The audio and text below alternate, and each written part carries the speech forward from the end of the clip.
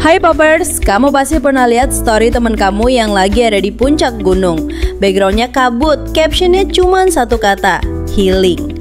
Tapi pertanyaannya, emang Gen Z beneran suka naik gunung? Atau ini cuma FOMO massal yang dibungkus estetika alam? Mendaki gunung sekarang udah bukan cuma soal olahraga ekstrim. Buat banyak Gen Z, ini jadi gaya hidup. Kayak semacam digital detox, kabur dari overthinking, atau ya konten estetik buat feed IG dan Reels.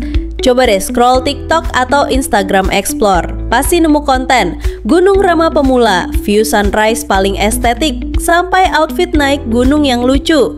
Udah viral banget, bahkan ada yang ikut open trip sama orang asing cuman buat dapet foto keren di puncak. Sounds familiar? Kalau iya, kamu nggak sendirian. Tapi tenang, ini bukan sekedar tren kosong kok. Banyak juga yang awalnya cuma ikut temen, malah jadi ketagihan. Ada yang bilang awalnya diajak, sekarang nagih. Rasanya beda aja napak tanah setelah 4 jam nanjak. Tapi sisi lainnya ada juga yang naik cuma buat foto di pos 2, terus turun karena capek.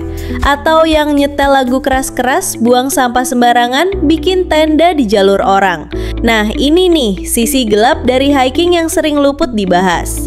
Naik gunung tuh bukan cuma soal stamina, tapi juga soal attitude. Alam itu bukan background buat konten semata, dia butuh dihormati. Jangan sampai kita naik gunung cuma buat bukti, tapi malah ninggalin jejak buruk. Dan ini twistnya. Ternyata menurut survei kecil yang kita cek di Twitter dan forum komunitas, banyak juga Gen Z yang justru nemu jawaban hidupnya pas lagi sendirian di gunung. Overthinking hilang, anxiety reda, dan jadi lebih mindful. Healing emang bukan solusi instan, tapi buat beberapa orang, gunung bisa jadi space aman, jauh dari notifikasi, ekspektasi, dan tekanan sosial. Di ketinggian itu, lo cuma berhadapan sama diri lo sendiri dan napas yang ngos-ngosan. Tapi justru dari situ lo bisa nemuin damai. Tapi balik lagi, nggak semua orang cocok. Kadang kita naik gunung karena temen ngajak, karena pengen ada isinya buat story, atau ya karena nggak mau ketinggalan tren. Dan itu nggak salah, tapi akan lebih meaningful kalau kita tahu kenapa kita melangkah. So, naik gunung itu healing atau FOMO? Mungkin dua-duanya. Yang penting kalau kamu mau coba, pastiin kamu siap secara fisik, mental, dan niat. Karena alam itu bukan panggung, tapi ruang belajar paling jujur.